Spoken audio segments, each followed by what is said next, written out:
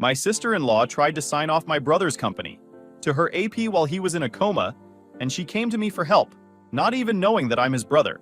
So I made sure she never forgets her mistake. All right, Reddit. This is about to be the wildest ride you've ever been on. My brother's wife tried to steal his entire company while he was literally fighting for his life in a coma. And the kicker?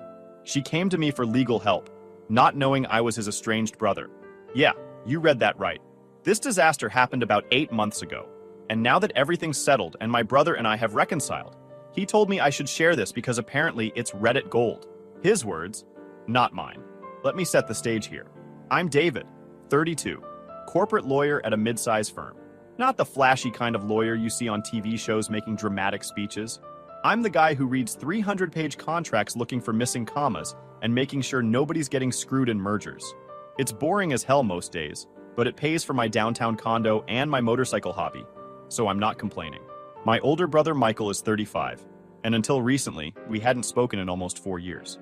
Not because of some dramatic family feud or anything exciting like that. We just had one of those stupid arguments that spiraled out of control. Started over something dumb too. He thought I should have helped more when Dad was sick. I thought he was being controlling about Dad's care decisions. Words were said, pride got in the way, and before you know it, we're both too stubborn to pick up the phone. The thing is, Michael's the opposite of me in every way. While I was grinding through law school, he was building his tech company from his garage. Started with some app development, expanded into software solutions for small businesses, and by the time we stopped talking, he had about 50 employees and was pulling in serious revenue. We're talking multiple millions a year kind of serious. Michael met his wife Sarah about 6 years ago at some tech conference. She was working PR for another startup, and apparently they hit it off immediately. I only met her twice before our falling out, once at their engagement party and once at their wedding. She seemed nice enough, though I remember thinking she was a bit too into the whole CEO's wife lifestyle for someone who'd only been dating him for a year. Sarah's the type who posts those motivational quotes on LinkedIn about being a boss babe and building empires together. You know the type. Designer handbags, perfect blonde highlights, always talking about their couple's brand. But Michael seemed happy, so whatever, right? After our argument, I basically disappeared from their lives. Changed my number, moved to a different part of the city, threw myself into work. My mom tried to play peacemaker for a while, but eventually gave up when she realized we were both being idiots. She'd occasionally drop hints about how Michael was doing, but I'd change the subject. Yeah, I was petty. Sue me. Fast forward to March this year. I'm at my office drowning in paperwork for this acquisition deal when my assistant Karen buzzes in. David, there's a Sarah Morrison here to see you. Says she needs urgent legal consultation about a business matter. The name didn't immediately click. Morrison was Michael's last name, but there are tons of Morrisons in Denver. Plus, I hadn't thought about my brother's life in so long that his wife's name wasn't exactly front of mind. Send her in. When Sarah walked in, I had this vague sense of recognition, but couldn't place her. She looked different, more polished, more desperate. Her designer suit was immaculate, but her eyes were red like she'd been crying. She sat down and immediately launched into her story. Mr. Morrison, I need your help. My husband is in a coma, and I need to handle his business affairs, but there are some complications. Here's the thing. At my firm, I go by D.A. Morrison professionally, not David. My business cards, office nameplate, everything says D.A. Morrison. Started doing that early in my career to sound more serious. Plus, Sarah had found me through a referral from Tyler's sketchy lawyer friend who only knew me by reputation, not personally. She had no idea she was talking to David Morrison, Michael's brother. I kept my face neutral. I'm sorry to hear about your husband. What kind of complications? She pulled out a folder thick with documents. My husband owns a tech company, Morrison Solutions. He's been in a coma for 2 weeks after a car accident. The doctors say it could be months before he wakes up. If he wakes up at all. That's when it hit me. Morrison Solutions. Michael's company. This was my brother's wife sitting across from me, and she had no idea who I was. My brain went into overdrive.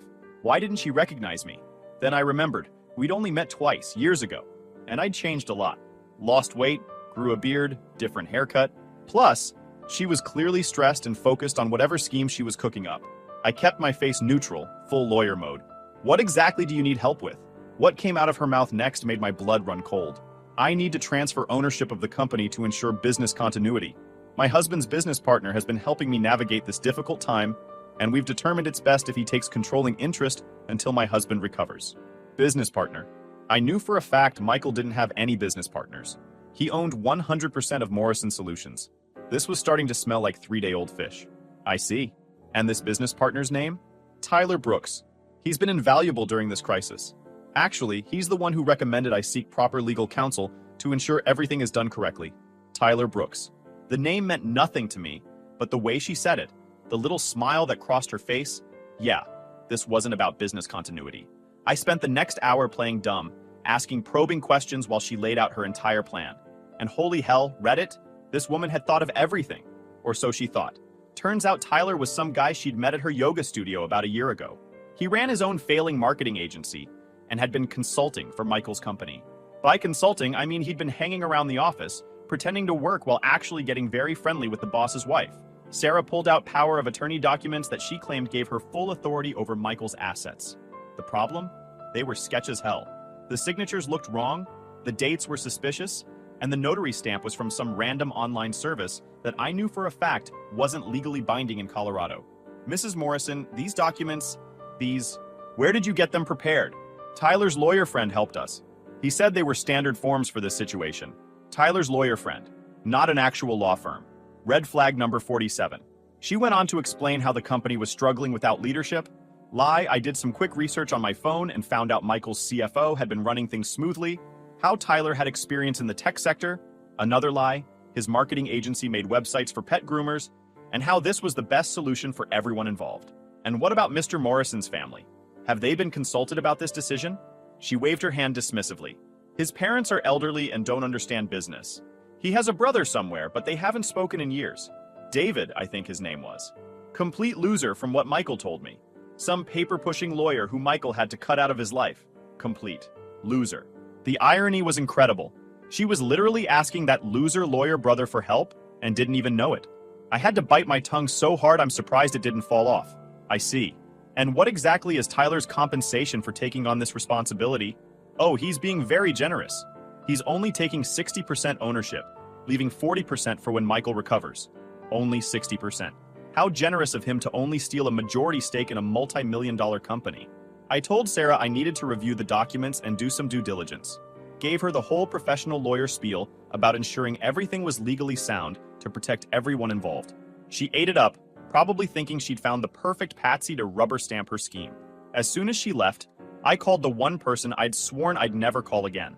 My mother. David! Oh my God, David, is that really you? Mom, I need you to tell me everything about Michael's accident.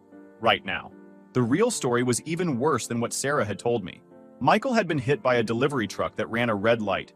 He had massive internal injuries, broken ribs, and a traumatic brain injury. He'd been in a medically induced coma for 2 weeks, and the doctors were cautiously optimistic, but couldn't give any timeline for recovery. Mom, has Sarah been handling his business affairs? She says she is. She hasn't let us visit much. Says it's too stressful for her. David, something's not right. She's been acting strange, and there's this man who's always with her. Tyler Brooks. You know him? I'm about to know everything about him. I spent the next 3 days doing what I do best. Digging through legal documents and finding every skeleton in every closet. And boy, did I find some interesting stuff. First, Michael had actually set up his company brilliantly. There were ironclad provisions about what happened if he became incapacitated. Guess who he'd named as temporary executor? His CFO, Rebecca Chen, with oversight from the board of directors. Guess who wasn't mentioned anywhere? His loving wife, Sarah. Second, Tyler Brooks was in debt up to his eyeballs. His marketing agency was 3 months from bankruptcy. He owed the IRS about $200,000, and he had 2 fraud lawsuits pending from previous business ventures. Third, and this was the kicker, Sarah had taken out a $500,000 life insurance policy on Michael just 6 months ago. The kind that pays out for permanent disability too. Now, I could have just called Sarah out, reported her to the authorities, and been done with it. But where's the fun in that? Plus, I needed solid evidence of intent, not just suspicious documents. I needed her to actually try to commit the fraud. I called Sarah back and told her I'd reviewed everything and found some issues we needed to address. Nothing major, I assured her. But to make this transfer completely bulletproof, we need to properly document everything. I suggest we set up a formal transfer ceremony with all parties present, properly witnessed and recorded for legal purposes.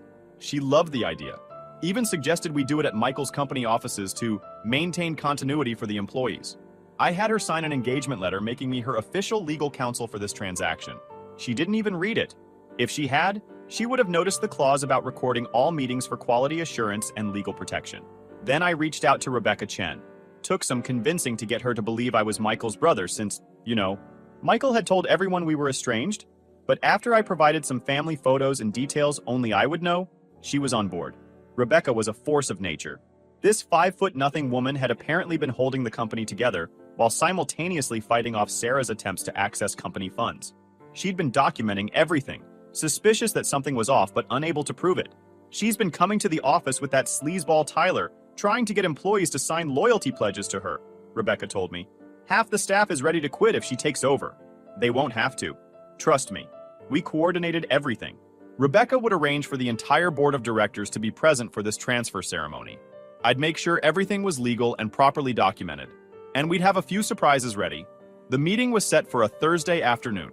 Sarah showed up in a new Mercedes, apparently grief shopping is a thing, with Tyler in tow wearing a suit that was trying way too hard to look expensive. The conference room was packed. The entire board of directors, key employees, and me with my legal assistant, who was actually a process server I'd hired for the occasion. Sarah was practically glowing. She probably thought she was minutes away from being a millionaire. I started the meeting with all the legal formalities, had everyone state their names for the record, all that boring stuff that makes everything official. Then I pulled out the transfer documents. Now, Mrs. Morrison, before we proceed, I need to verify a few things for the record. You state that you have power of attorney for your husband, Michael Morrison, correct? Yes, absolutely. And you state that Michael Morrison has no capable family members to consult on this matter? That's correct. His parents are too old, and his brother is not someone we'd want involved. I see. And Mr. Brooks, you state that you've been a business partner of Michael Morrison's for how long? Tyler puffed up like a peacock. 2 years now. Michael and I built this company together. Interesting, because I have corporate documents here showing Michael Morrison as 100% owner. Can you explain that? His face went red. Well, I mean, not officially a partner, but I've been consulting. Right. And this transfer of 60% ownership is purely to maintain business continuity? Exactly, Sarah jumped in. We're doing this for Michael. How noble. One more question. Are you familiar with Colorado Revised Statutes Section 18-5-102? They looked at each other, confused. That's the statute defining criminal fraud, specifically regarding the forging of legal documents and attempted theft of assets exceeding $100,000. The room went dead silent. You see, Sarah, there's something you should know. These power of attorney documents you provided, they're not just invalid, they're criminal forgeries. The notary whose stamp you used? She died 3 years ago. Hard to notarize documents from beyond the grave. Sarah's face went white. Tyler started backing toward the door. But wait, there's more. Mr. Brooks, those corporate documents you filed last week trying to add yourself as a board member? Also fraudulent. And filing fraudulent corporate documents is a federal crime. Tyler made a break for it. He actually tried to run, but my process server was ready at the door. Tyler Brooks, you've been served. That's a civil lawsuit from Morrison Solutions for attempted corporate theft, fraud, and conspiracy. Have a nice day. The grand finale. But I wasn't done. Not even close. Now, Sarah, let's talk about what's really going on here. You thought your husband was going to die, didn't you? That's why you took out that life insurance policy 6 months ago. That's why you've been so cozy with Tyler. You were setting up your new life. You can't prove anything. Who even are you to make these accusations? I stood up, pulled off my suit jacket, and rolled up my sleeves. On my left forearm was a tattoo Michael and I had gotten together when we were in college, matching binary code that spelled out brothers. I'm David Morrison, Michael's brother, the complete loser you were talking about. The look on her face was worth 4 years of missed family dinners. Rebecca stood up next, and as the legally designated executor of Michael's corporate affairs during his incapacitation, I'm officially banning both of you from company property. Security is waiting outside to escort you out. Sarah found her voice. You tricked me! This is entrapment. I'll sue you for everything. Actually, you won't. See, you engaged me as your legal counsel. Everything you told me was of your own free will, seeking legal assistance for what you knew was a fraudulent transfer. I have it all recorded, completely legally. And the best part? Attorney-client privilege doesn't apply when you're using legal services to commit a crime. Tyler was already being escorted out, but Sarah stood her ground. Michael will hear about this. When he wakes up, oh, he already knows. That's when I played my ace. I pulled out my phone and hit play on a video. It was Michael, awake, sitting up in his hospital bed. Turns out he'd woken up 3 days ago, but we'd kept it quiet. Hey, Sarah. Michael's voice was weak but clear. Surprised? David told me everything. We're done. The divorce papers are already filed. And that prenup you signed? The one that gives you nothing if you commit any fraud against me? Yeah, that's definitely going to come into play here. The room erupted. Employees were cheering, the board was applauding, and Sarah was just standing there with her mouth open like a fish out of water. By the way, Michael continued in the video, Tyler, buddy, my lawyers will be in touch. Hope you saved some money for a good defense attorney. Oh wait, you're broke. Never mind. Sarah tried to fight it at first. She hired a lawyer, tried to claim emotional distress, temporary insanity due to grief, all kinds of nonsense. But when her lawyer saw the evidence we had, the forged documents, the recorded confession, the fraudulent filings, he told her to take whatever deal was offered and run. She ended up with nothing. The prenup was ironclad, and the fraud attempt nullified any claim she might have had. The divorce was finalized in record time. Tyler got hit worse. Criminal charges for fraud, conspiracy, and filing false documents. He pled guilty to avoid jail time, but got 3 years probation and had to pay restitution. His business officially went under, and last I heard, he was working at a car rental place at the airport. Michael recovered faster than anyone expected. Doctor said having something to fight for made a difference. He was back at work part-time within 2 months, full-time by month 3. The company never missed a beat thanks to Rebecca, who got a massive promotion and is now COO. As for Michael and me, we met up the day after the confrontation in the hospital. First time we'd really talked in 4 years. You really came through for me, he said. Even after everything, after we hadn't talked, you still had my back. You're my brother. That never changed, even when we were being idiots. We were pretty stupid, huh? The stupidest. We talked for hours. About the fight, about the lost years, about everything. Turns out he never called me a loser to Sarah. She made that up, probably based on her own assumptions about why we weren't talking. He'd actually told her multiple times he wanted to reach out to me, but didn't know how. The whole experience taught me something important. Family is family, even when you're not talking. And sometimes it takes a crisis to remind you of what really matters. Michael and I have dinner every Sunday now. We promised our mom we'd never let pride get in the way again. He's dating a nurse he met during his recovery, someone who actually cares about him and not his bank account. Rebecca jokes that she should background check her just to be safe, but honestly, this one seems genuine. The company is doing better than ever. Sarah's attempt to steal it actually brought the employees closer together. They saw what could have happened if she'd succeeded, and now they're more loyal to Michael than ever. Sarah tried reaching out once, about 3 months after everything went down. Left this long, rambling voicemail about how she was manipulated by Tyler, how she never meant for things to go so far, how she really loved Michael. I didn't even tell Michael about it. Just forwarded it to our lawyer and blocked her number. Tyler tried to sue me for entrapment and violation of legal ethics. That went about as well as you'd expect. The Bar Association reviewed everything and not only cleared me, but commended me for preventing a major fraud.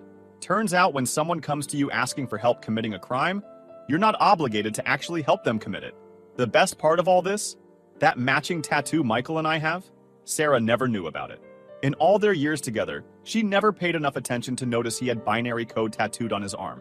Never asked what it meant. That's how I knew for sure she never really loved him. She didn't even know the important parts of his story. My colleagues at the firm still can't believe this story. One of them jokes that I should write a book about it. The lawyer who saved his brother's company while pretending to help steal it. Probably too long for a title, right?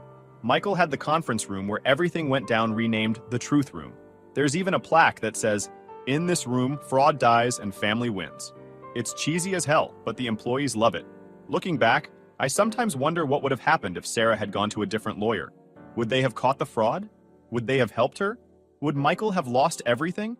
It's scary to think about how close it came to going the other way. But here's what I learned from all this.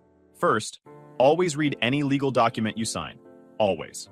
Sarah signed an engagement letter that basically gave me permission to record everything and use it against her if she was committing a crime. It was all right there in black and white. Second, if you're going to forge documents, maybe don't use a dead notary. That's just sloppy criminal work. Third, and most important, family is everything. Michael and I lost 4 years because we were both too proud to pick up a phone. It took him almost dying and someone trying to steal his life's work for us to realize how stupid we'd been. I keep a photo on my desk now from last month. Michael and me at a company barbecue, both of us holding up our arms to show our matching tattoos. Rebecca took it and titled it, "The Brothers Who Won." Corny? Sure. But after everything we went through, I'll take corny family moments over a strange silence any day. So there you have it, Reddit. The story of how my sister-in-law tried to steal my brother's company while he was in a coma, came to me for legal help without knowing who I was, and got exactly what she deserved. Absolutely nothing except divorce papers and a criminal investigation. Being a corporate lawyer means I have access to databases and resources most people don't even know exist. I spent 3 days investigating, and what I found was absolutely wild. First thing I did was run a full asset search on Tyler Brooks. This dude was living a complete lie. He was driving a leased BMW he was 3 months behind on, living in a luxury apartment that was actually just a converted loft above a defunct print shop, and his marketing agency operated out of a WeWork space he was about to get evicted from. The guy had maxed out 7 credit cards, trying to maintain his successful entrepreneur image. But here's where it gets juicy. Tyler was still married. His wife lived in Kansas, and they'd been separated for 2 years but never divorced. Guess why? She had an inheritance from her grandmother, and the moment they divorced, Tyler would lose access to the joint account he'd been slowly draining. I also found his social media history, and this guy was a real piece of work. 6 months before he met Sarah, he was sliding into the DMs of at least a dozen married women in the Denver area, all wives of successful businessmen. His MO was always the same. Meet them at upscale yoga studios, gyms, or charity events, pretend to be a successful entrepreneur, and slowly work his way into their lives. There was actually a private Facebook group called Tyler Brooks is a Scumbag, with about 30 members. All women he'd tried to scam or sleep with. They had receipts, screenshots, everything. One woman said he'd tried to get her to invest in his revolutionary marketing platform that turned out to be just a WordPress template he'd bought for $50. Sarah's digital footprint was equally enlightening. Her Instagram was full of those toxic positivity posts about knowing your worth and leveling up your life. But if you scrolled back far enough before she met Michael, she was completely different. Just a regular woman working in retail, living in a studio apartment, posting about her cat and weekend Netflix binges. The transformation started about 6 months after she met Michael. Suddenly, first-class flights, designer bags, talking about building an empire with her king. The woman became addicted to the lifestyle, and it was obvious she'd do anything to keep it. Found her Venmo transactions too. Yeah, she was that stupid about privacy settings. Regular payments to Tyler starting about 8 months ago, labeled as marketing consultation, but always followed by heart emojis. Real professional there, Sarah. The meeting that changed everything. Let me tell you about another meeting that happened before the big confrontation. 2 days after Sarah first came to my office, I arranged a secret meeting with Rebecca Chen and 3 other board members at a coffee shop nobody from the company would ever visit. This hipster place that only served pour-over coffee and charged $12 for avocado toast. Rebecca showed up looking like she hadn't slept in weeks. "David, I'm so glad you're here. This situation has been eating me alive. That woman has been circling like a vulture since the day Michael went into the hospital." She pulled out her laptop and showed me emails Sarah had been sending to employees, trying to get them to support her takeover. They were manipulative as hell, talking about how Michael would want them to embrace change, how Tyler had a vision for the company's future, how anyone who didn't support the transition would be remembered as disloyal. One of the board members, an older guy named Frank, who'd been Michael's mentor, slammed his fist on the table. "That witch tried to get me to sign over my voting rights last week. Said Michael had specifically asked for it before the accident. I've known Michael since he was 22 years old. He would never." Another board member, Patricia, pulled out her phone. "Look at this." She created a fake email account pretending to be Michael and sent messages to clients saying Tyler would be taking over operations. 3 of our biggest clients called me directly to confirm because they thought it was suspicious. The more they told me, the angrier I got. This wasn't just about stealing money. Sarah was trying to destroy everything Michael had built. His reputation, his relationships, everything. "We need to document everything," I told them. "Every email, every conversation, every shady move she makes. We're going to bury her in her own deception." The hospital visits. While all this was happening, I started visiting Michael in the hospital late at night when Sarah wouldn't be there. The first time was brutal. Seeing my brother hooked up to all those machines, not knowing if he'd wake up. I'd sit there telling him about everything. My cases, motorcycle rides, everything he'd missed. The nurses thought I was some dedicated friend, since they didn't know about our relationship. One nurse, Monica, would bring me coffee and tell me about Michael's progress. "He's a fighter," she'd say. "His brain activity is off the charts sometimes, like he's trying to wake up." One night, about a week into my investigation, I was telling Michael about finding the Tyler Brooks support group when his hand moved. Just a twitch, but it was something. Monica rushed in. "He's responding to your voice. Keep talking." So I did. I told him everything. About Sarah's plan, Tyler. How I was going to stop them. I told him about our stupid fight and how sorry I was. I talked for 3 hours straight. The next morning, Monica called. "He's showing more signs of consciousness. The doctors think he might wake up soon." That's when I knew I had to speed up my plan immediately. Remember how I mentioned I had Sarah sign an engagement letter? Let me tell you about our second meeting, which happened 3 days after the first one. This time, she brought Tyler with her, and they had no idea they were walking into a carefully orchestrated trap. I'd set up my conference room with hidden cameras from 3 angles. Completely legal since it was my office, and I had consent to record from the engagement letter Sarah had signed. Tyler didn't sign anything, but Colorado is a one-party consent state, so I was covered. They came in acting like they owned the place. Tyler was wearing this ridiculous pinstripe suit, trying to look like some Wall Street guy. Sarah had on a new outfit that probably cost more than most people's rent. "Mr. Davidson," Tyler started, trying to take control of the conversation. "We need to expedite this process. Every day we delay costs the company money." "Of course," I said, playing along. "But I need to understand the full scope of the transfer. Sarah mentioned you've been consulting for Morrison Solutions. Can you tell me more about your role?" This guy launched into the most ridiculous web of lies I've ever heard. According to him, he'd basically invented every successful product the company had launched in the last 2 years. He claimed he'd brought in major clients, revolutionized their operations, and was the only reason the company was profitable. "Interesting," I said. "And do you have documentation of these contributions?" "Well, Michael and I had more of a handshake arrangement. He trusted me." "I see. And Sarah, when did you become aware of Tyler's extensive contributions to the company?" She looked at Tyler with these hard eyes before answering. "About 8 months ago. Tyler opened my eyes to how much he was really doing behind the scenes. Michael never gave him proper credit. That must have been frustrating for you, Tyler." "You have no idea," he said, leaning forward. "I built half that company, and Michael kept all the glory for himself. This transfer is just making things right." I let them keep talking, and they buried themselves deeper with every word. Tyler actually admitted to accessing company systems without authorization to prepare for the transition. Sarah talked about how she'd been moving money from their joint accounts to secure their future. The best part was when Tyler started explaining how they'd handle the employees who might resist the change. "We'll have to clean house," he said, "starting with that Rebecca woman. She's been nothing but trouble. She's too loyal to Michael," Sarah added. "We'll need to discredit her first, make it look like she's been embezzling or something." I had to keep my poker face, but inside I was screaming. They were literally planning to frame an innocent woman for their own crimes. "And what about Michael's family?" I asked. "What if they contest the transfer?" Sarah laughed. Actually laughed. "His parents are old and trust me completely. I'm the grieving wife, remember? And that loser brother of his probably doesn't even know Michael's in the hospital." There it was again. Loser brother. Tyler added, "Even if he did know, what's some paper-pushing lawyer going to do against us? We have all the documents we need." The irony was so thick, you could cut it with a knife.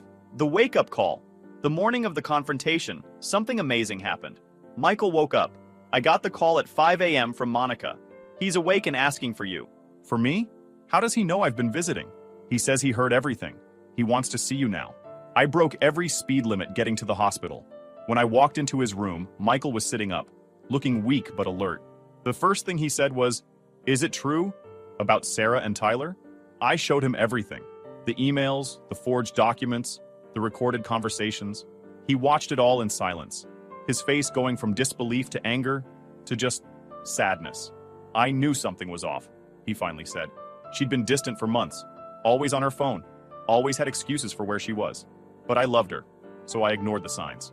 "Michael, I'm so sorry. About Sarah, about our fight, about everything." He grabbed my hand. "You're saving my company while I was unconscious. I think that makes us more than even." We spent the next hour planning. Michael was still too weak to leave the hospital, but he could record a video message. We decided to keep his recovery secret until the meeting that afternoon.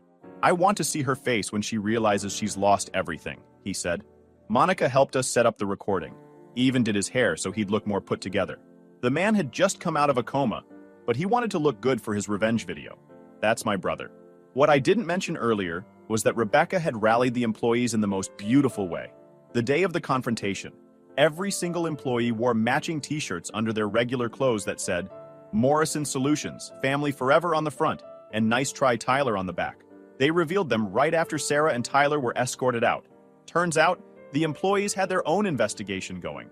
They documented every lie Tyler had told, every time he'd tried to take credit for their work, every shady interaction with Sarah. The head of development, a guy named James, stood up during the meeting and said, "We knew something was wrong when Sarah started promising Tyler's friends positions in the company. We're not just employees here, we're family, and family protects family." They'd actually created a detailed timeline of Tyler and Sarah's deception, complete with security footage of them sneaking around the office after hours, trying to access locked filing cabinets and password-protected systems. The AT team had been especially brilliant. When Tyler had tried to access the company's servers, they'd let him think he was in, but actually had him in a sandbox environment where they could monitor everything he did. He downloaded what he thought were client lists and financial records, but were actually dummy files filled with fake data. "We call it the honeypot," the IT manager explained. And boy, did these two bears stick their paws right in it. One thing that really touched Michael was how the clients reacted. Word had gotten out about the attempted takeover, and within 24 hours of the confrontation, every single major client had sent messages of support. Their biggest client, a Fortune 500 company, even offered to testify if criminal charges were filed. Their CEO personally called Michael and said, "We do business with you because of your integrity. Anyone who tries to steal from a man in a coma has no place in our industry."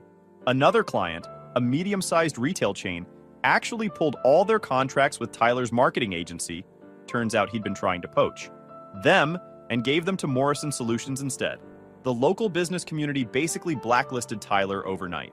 The Denver Business Journal even ran an article about it, though they had to be careful about the language for legal reasons.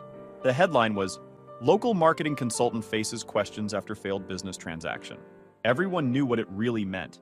The day after everything went down, our parents came to the hospital. Mom was crying. Dad was trying to look stoic but failing. They'd been devastated by our estrangement, though they'd never pushed too hard to fix it, respecting our boundaries. "My boys are talking again," Mom kept saying. "My boys are together." Dad pulled me aside later. "What you did for Michael, that took real courage. Facing that woman, protecting his company, that's what brothers do." We had a full family dinner in Michael's hospital room that night. Mom smuggled in homemade food because hospital food is garbage. It was the first time in 4 years we'd all been together, and it felt right. Michael told our parents the whole story, and Dad actually stood up and slow clapped when he got to the part about the reveal. "That's my boys," he said. "Too smart for their own good, but smart enough to use it right." The criminal case against Tyler moved faster than expected. Turns out this wasn't his first rodeo. Prosecutors found 2 similar cases in other states where he'd tried the same scam. The FBI got involved because crossing state lines to commit fraud makes it federal. He ended up taking a plea deal, 3 years in federal prison, 5 years probation, and had to pay restitution. The best part? His wife in Kansas divorced him while he was in custody and took everything he had left. Sarah's case was more complex. Her lawyer tried to argue emotional distress, claiming the trauma of Michael's accident had caused temporary insanity. The prosecutor wasn't buying it. She ended up pleading guilty to attempted fraud and conspiracy charges, got 2 years probation, 500 hours of community service, and had to pay a $50,000 fine. The divorce was finalized in record time, and thanks to the prenup and her attempted fraud, she got absolutely nothing. The moral of the story? Don't mess with family. And definitely don't ever mess with a family of lawyers who know how to play the long game. YouTube just dropped this new hype feature. If you're hooked on this story, smash that hype button. It tells YouTube this video deserves to blow up, and it keeps even crazier stories coming your way.